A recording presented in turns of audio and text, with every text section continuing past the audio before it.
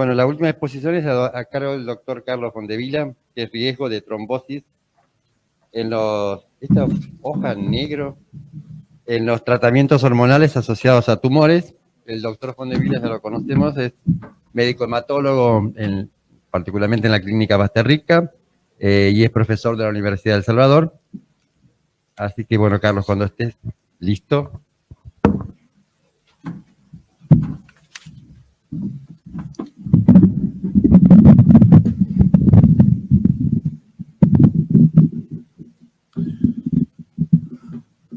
Hola, buenas tardes. Bueno, es un placer enorme volver a ver sus ojos y sus barbijos después de 2 años. Agradezco mucho esta charla, a la convocación para esta charla.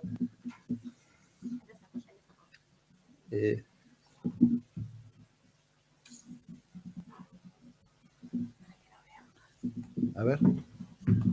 Bueno, y coincido con Daniel, a mí también me resultó muy difícil preparar este tema. Es un tema del que si uno mira los congresos de los últimos 10 años, toda la parte hormonal, jamás se habló de un problema con alto impacto epidemiológico como va a ser la mujer con cáncer de mama que recibe tratamiento hormonal y el hombre con cáncer de próstata que recibe tratamiento hormonal.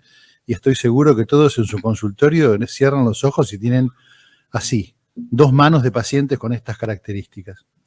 Bueno, el tema no se revisa. ¿Por qué? No lo sé. La charla va a tener 2 aspectos. Un aspecto que podríamos llamar oncológico. ¿Por qué tratamiento hormonal en tumores? ¿En qué tumores? ¿En qué momento del tumor y con qué? Y la parte que más nos interesa a nosotros, que es el aspecto hematológico. Esto es si hay un riesgo trombótico, y veremos que sí lo hay, y cómo lo prevenimos. En primer lugar, la hormonoterapia en cáncer apunta a modificar el perfil hormonal fisiológico de modo de frenar el crecimiento del tumor. Esto lo hacemos evitando la síntesis de las hormonas o compitiendo por el receptor. Y para que esto funcione necesitamos que el tumor sea hormonodependiente. ¿En qué momento del tratamiento? Prevención primaria significa aquellas personas que no tienen todavía un tumor, pero que tienen factores de riesgo usualmente familiares para tenerlo, y esto es muy común en el cáncer de mama. Entonces le damos la hormonoterapia para que el cáncer no se desarrolle. Lo más frecuente es que la utilicemos en pacientes que ya tienen el tumor en etapa muy temprana. Esto se llama neoadjuvancia, cuando todavía no lo operé, cuando todavía no le di quimioterapia. El objetivo acá es achicar la carga tumoral para facilitar después el efecto de la cirugía o de la quimio.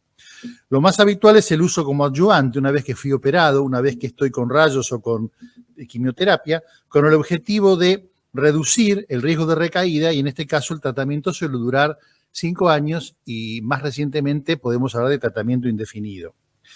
Y por último, en enfermedad avanzada, para controlar síntomas, para retrasar la progresión, y en este caso el tratamiento puede ser muy variable. Un par de palabras que creo que ya fueron mencionadas. Las hormonas fisiológicas no vienen solo del ovario y del testículo, es decir, de las gónadas.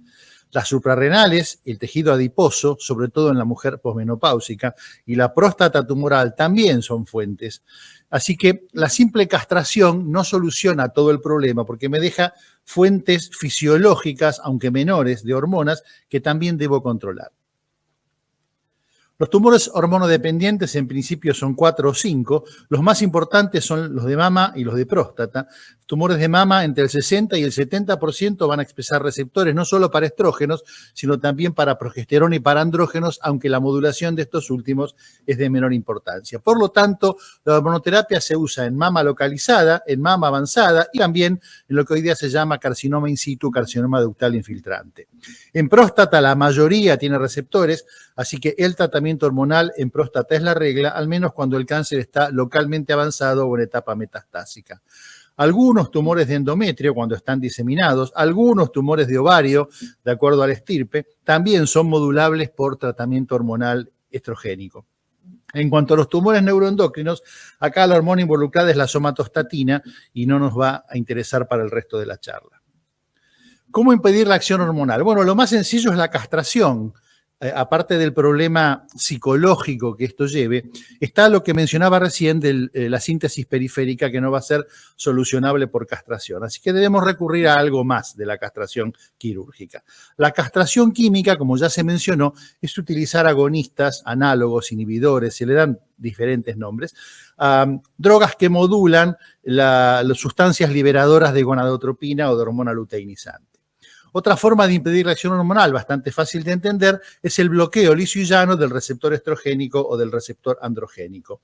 Y la última forma de intervenir es el bloqueo de la síntesis periférica. Esto se hace en el caso de los estrógenos con inhibidores de la aromatasa y en el caso de las hormonas masculinas con la abiraterona.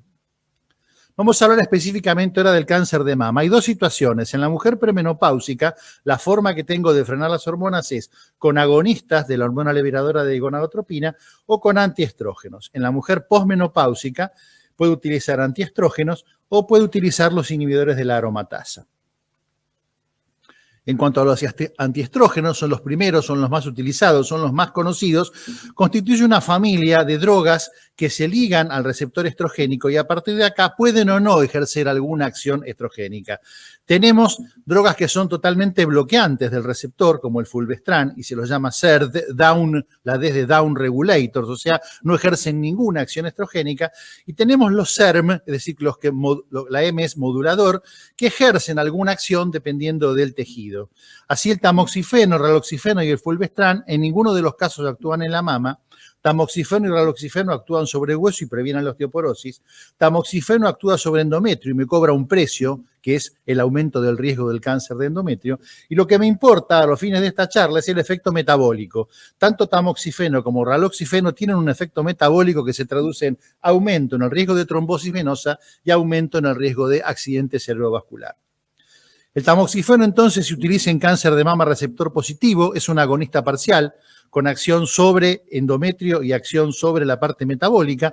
Su efecto metabólico es muy similar a lo que nos mostró Diana hace un rato sobre los estrógenos en general, es decir, produce un estado protrombótico que incluye disminución de algunos inhibidores naturales, aumento de 8 de Willebrand, activación de las plaquetas. Y tiene también un efecto cardioprotector que ya nos mencionaron a través de una modificación beneficiosa del perfil lipídico, una disminución de la inflamación, aumento del óxido nítrico y el resultado final es que disminuye la producción de placa coronaria. Un metaanálisis de más de 50.000 pacientes mostró que el uso de tamoxifeno duplica el riesgo de trombosis venosa, aumenta en un 50% significativo el riesgo de ACV, disminuye levemente el riesgo de infarto y bastante significativamente el riesgo de infarto fatal y triplica el riesgo de cáncer de endometrio. Específicamente hablando de lo que es trombosis venosa profunda, el riesgo es por 2 o por 3, no solo de TBP, también de embolía de pulmón, trombosis de la retina y trombosis superficial. Hay algunos factores adláteres que incrementan o potencian este riesgo, como es la cirugía, la inmovilidad o el uso simultáneo de quimioterapia. Por ejemplo, una mujer con cáncer de mama y quimioterapia que se opera tiene en las 6 semanas siguientes un 1% de riesgo de hacer trombosis venosa profunda, lo cual es una cifra altísima. Si la mujer que está con tamoxifeno recibe quimioterapia, tiene 7% de riesgo de hacer trombosis, que es 4 veces más que si está solo con tamoxifeno. La mujer posmenopáusica paga un precio más alto, la nueva usuaria, es decir, los primeros 2 años de uso, paga un precio más alto, las dosis por arriba de 20 miligramos, que en realidad no se usan, pero si se usasen también tiene más riesgo, y el tiempo de uso, el riesgo no solo es en la nueva usuaria, sino que todo el tiempo que la mujer esté expuesta a tamoxifeno está en riesgo. Y no solo la mujer, los raros casos de hombres con cáncer de mama que reciben tamoxifeno también tienen aumento en el riesgo de trombosis venosa profunda. ¿Qué pasa con la prevención primaria? Son mujeres que no tienen cáncer, pero tienen historia familiar de cáncer, le dan tamoxifeno para que no desarrollen el cáncer. Perfecto, no desarrollan el cáncer, pero duplican el riesgo de hacer trombosis y si se asocia algún otro factor de riesgo, como es la cirugía, un traumatismo, una fractura, lo cuadruplican. Así que en prevención primaria también hay riesgo. ¿Qué pasa con la trombofilia? La verdad es complejo de entender lo que pasa con la trombofilia. Por un lado tenemos aquellas mujeres, sobre todo posmenopáusicas, que ya tienen un cáncer de mama y que hicieron una trombosis venosa profunda. En un estudio fueron y agarraron a 1.000, 2.000, 10.000 de estas mujeres y vieron cuántas tenían factor 5 Leiden, 5 veces más prevalencia. Así que el mensaje es, Si sos posmenopáusica, tenés cáncer de mama, estás con tamoxifeno, hiciste una trombosis, tenés 5 veces más chance de que yo te encuentre un factor 5 Leiden. ¿Qué concluyó el autor del estudio? Hay que hacer testeo previo. Fueron a la antípoda, mujeres sin cáncer de mama que recibían tamoxifeno en prevención primaria y se fijaron cuántas habían tenido trombosis venosa profunda y cuántas de estas tenían factor 5 Leiden o protrombina 20-210. La chance de tener Leiden o 20-210 en mujeres que hacían prevención primaria era la misma que en población general. Conclusión, no testé factor 5 Leiden.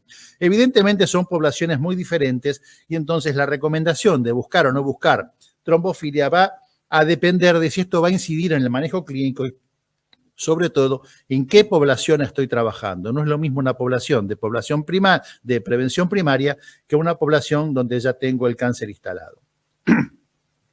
La otra gran familia de tratamiento hormonal del cáncer de mama son los inhibidores de la aromatasa, probablemente el futuro de la modulación hormonal del cáncer de mama.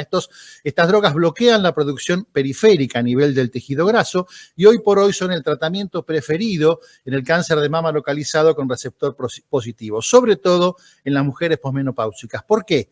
Porque son mejores drogas anticáncer, aumentan la sobrevida libre de cáncer y disminuyen la recurrencia en la mama contralateral. Además de que son mejores anticáncer, dan menos trombosis que el tamoxifeno, dan menos cáncer ginecológico que el tamoxifeno y un riesgo de ACV y de infarto que es similar o menor. Sin embargo, pagan un precio. Los inhibidores de aromatasa aumentan, generan un perfil lipídico perjudicial, favorecen la osteoporosis y una serie de síntomas musculares o articulares muy parecidos a una colagenopatía que son bastante desagradables y que a veces obligan a la suspensión de estas drogas. Si tenemos que resumir entonces en cáncer de mama cuál es el riesgo cardiovascular, desde el punto de vista de TEB, lo peor es el tamoxifeno, más riesgo que los inhibidores de aromatasa. Desde el punto de vista del ACV, tanto los inhibidores de aromatasa como el tamoxifeno dan un ligero aumento de riesgo respecto del control, y desde el punto de vista del perfil metabólico, por lejos los inhibidores de aromatasa son peores que el tamoxifeno y que el grupo de control. Vamos a pasar ahora a los varoncitos. La hormonoterapia en cáncer de próstata busca la deprivación androgénica. Esto lo puedo lograr con la orquiectomía, también lo puedo lograr con aquellas drogas que modulan la hormona liberadora de gonadotropina, con antiandrógenos por vía oral y con los inhibidores periféricos de la síntesis de testosterona. Algo que tenemos que tener en cuenta es que los andrógenos fisiológicos disminuyen la expresión de factor tisular.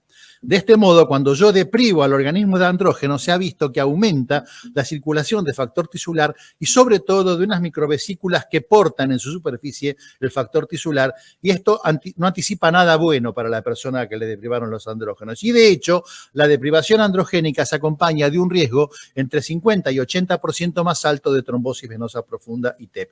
Sobre todo si tenés más de 70 años, si te van a dar rayos, si te van a operar o si tenés otros factores de riesgo trombóticos. El daño no solo es para la parte de trombosis venosa, también la morbilidad cardiovascular aumenta la masa corporal, es más frecuente que aparezca diabetes, síndrome metabólico, enfermedad coronaria. El resumen de riesgo trombótico en cáncer de próstata es máximo 7 veces más para los hombres que reciben estrógenos, y por esto este tratamiento hoy día se utiliza muy poco. Es de alrededor de 3 veces para los que reciben tratamiento combinado con antigonadotropina y antiandrógenos, y después es ligeramente más alto y muy similar para las otras formas de deprivación, esto es la orquiectomía, los antigonadotropina y los antiandrógenos. Vamos a hablar ahora de la última parte del tratamiento, que es la profilaxis. ¿Cómo evitamos todos estos deméritos que acabamos de ver? Y acá Fondevila va a aprender la guitarra porque, lamentablemente, y por eso no hablan en los congresos del tema, hay muy poca información dura.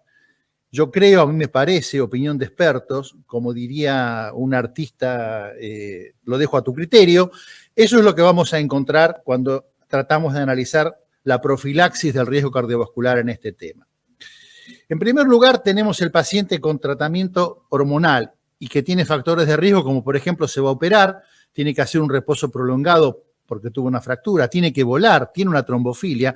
Más recientemente, este problema se planteó en la pandemia de COVID. Muchas mujeres que estaban con tamoxifeno en forma de prevención secundaria se infectaban con COVID y se preguntaban, los médicos que las atendían, si tenían que utilizar algún esquema de profilaxis más intenso que la profilaxis convencional, simplemente porque estaban con el tamoxifeno y el COVID.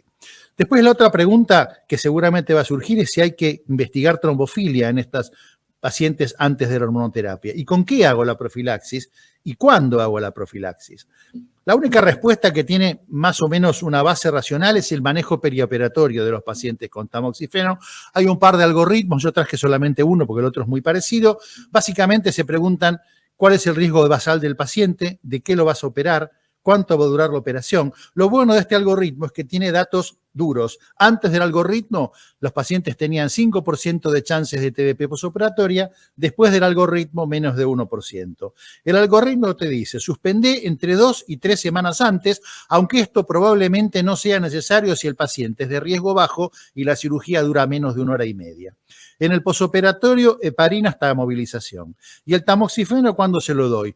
Cuando recupere movilidad completa y no antes de 2 o 3 semanas si el paciente tiene un contexto clínico de alto riesgo. ¿Cómo defino el alto riesgo?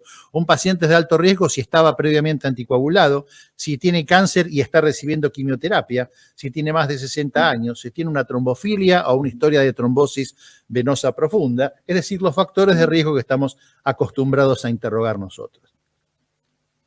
¿Qué pasa con las guías de profilaxis? Bueno, tampoco nos dicen mucho con respecto al tema hormonoterapia. Las guías de trombofilia prácticamente no mencionan el tratamiento hormonal. Hay apenas una sugerencia de anticoagular a las mujeres que van a recibir terapia de reemplazo y han tenido historia de trombosis venosa profunda. Sin embargo, en las guías de trombofilia más nuevas, esto es una guía del año 2001, en las más nuevas este tema no se ha vuelto a mencionar.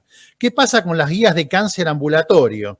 Bueno, recomiendan heparina o anticoagulantes directos en pacientes con riesgo intermedio o alto. ¿Cómo defino el riesgo intermedio o alto? Con un score validado, juicio clínico y experiencia. ¿Y qué es un score validado? Los scores validados son, por ejemplo, el de Corana o el score de Padua, u otros que hay, pero Corana y Padua creo que son los más utilizados. Sin embargo, estos scores no consideran el tratamiento hormonal por separado. De hecho, el score de Corana al cáncer de mama o al de próstata le asigna 0 puntos. El score de Padua habla de cáncer activo o cáncer bajo quimioterapia o tratamiento hormonal, pero no identifica qué tratamiento hormonal. Otro problema cotidiano cuando enfrentamos estos enfermos es que la hormonoterapia se hace por 5 años y a veces más. O sea que le voy a tener que estar dando profilaxis durante 5 años a un paciente. Piensen lo que sería el uso de heparina de bajo peso molecular en una mujer posmenopáusica con osteoporosis a la que le doy heparina por 5 años.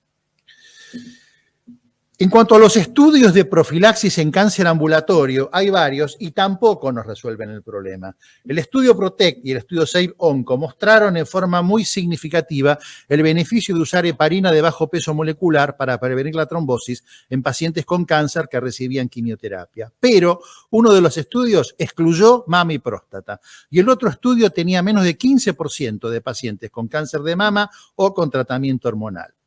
El estudio TOPIC se hizo específicamente en pacientes con cáncer de mama que recibían hormona. Esta es la mía, dije cuando lo encontré. El problema, que la heparina de bajo peso molecular que usaron no funcionó. Después vino el estudio de Levine, en donde eran pacientes con cáncer de mama avanzado, le dieron baja dosis de warfarina y funcionó. El problema era que estos enfermos no recibían hormonoterapia. Y los últimos 2 estudios hechos con rivaroxaban y con apixaban, si bien el beneficio fue significativo para el cáncer de mama, para el cáncer ambulatorio con score de Corana de 2 o más, había 0 enfermo con cáncer de mama, 1 enfermo con cáncer de próstata, 0 enfermo con tratamiento hormonal en uno de los estudios y en el otro los números eran muy bajos e insignificantes. Conclusión. Las conclusiones de los estudios de profilaxis ambulatoria no son trasladables al paciente con cáncer de mama o próstata que está bajo quimioterapia y tratamiento hormonal. En resumen, lo que podríamos decir de cáncer de mama es que lo mejor que podemos hacer es ajustar la indicación y el tiempo de uso del tratamiento hormonal. Es decir, si el paciente tiene un cáncer de bajo riesgo, reconsiderar hacia el no uso el tratamiento hormonal. Si la mujer está en la premenopausia y tiene riesgo de trombosis venosa, preferir el uso de agonistas de liberadores de gonadotropina. Si la mujer es posmenopáusica, preferir el uso de los inhibidores de la aromatasa de entrada o después de los primeros 2 años de tamoxifeno, cruzarlos a inhibidores de la aromatasa. Si el uso de tamoxifeno es inevitable, indicar profilaxis si el paciente tiene un score de Corana de 2 o más, si tiene historia de trombosis o si tiene una trombofilia. Como alternativa, utilizar inhibidores de aromatasa o bloqueantes de la hormona liberadora de gonadotropina. La profilaxis primaria estaría desaconsejada en mujeres con historia de trombosis venosa o con historia de ACV. ¿Qué pasa con la mujer que ya tuvo la trombosis, que está con trombosis? Bueno, debo anticoagularla en forma completa al menos por 6 meses y luego de esto las recomendaciones son muy variadas y cada mediquito con su librito. Algunos dicen dejarlo anticoagulado mientras reciba tamoxifeno, otros te dicen sí, bueno, pero después de 6 meses baja el RIN a 2 y un tercer grupo dice, bueno, suspendamos el tamoxifeno y demos el inhibidor de aromatasa, y los que dicen de usar el inhibidor de aromatasa plantean que después de 6 meses el inhibidor de aromatasa no necesariamente necesita seguir con la anticoagulación. ¿Qué pasa con el cáncer de próstata? Acá las recomendaciones apuntan más al riesgo cardiometabólico, no tanto al riesgo trombótico. Aspirina, control de presión, no fumar, control de colesterol, dieta, ejercicio. No dice una sola palabra sobre lo que es la prevención de la trombosis venosa profunda o el TEP. Y para finalizar, existe un riesgo de aumento de trombosis venosa y un riesgo cardiovascular. Esto es más evidente con cáncer de mama, en la posmenopausia y para el uso de tamoxifeno. Sin embargo, también hay riesgo en cáncer de próstata tratado con estrógenos o con la combinación de antiliberador de gonadotrofina y antiandrógenos y en pacientes de edad avanzada. El riesgo aumenta si el paciente recibe quimioterapia. En cuanto a la trombofilia, los datos son contradictorios. Algunos dicen que hay más riesgo de trombosis, otros dicen que el riesgo es similar. La utilidad del testeo previo es incierta. Es menor la utilidad en prevención primaria y tal vez sería mayor en mujeres posmenopáusicas. Pacientes con trombofilia y tamoxifeno, la sugerencia es indicar profilaxis. Pacientes con trombofilia e inhibidores de aromatasa, la sugerencia es ninguna. No encontré datos. En cuanto a la profilaxis de trombosis venosa, los datos objetivos son muy pocos. En mama es todo recomendación de expertos o sentido común. En próstata es ninguna sugerencia. Y en cuanto a qué droga utilizar, tampoco encontré ninguna evidencia. Les pido 1000 disculpas, pero esto es lo que hay. Muchas gracias por su atención.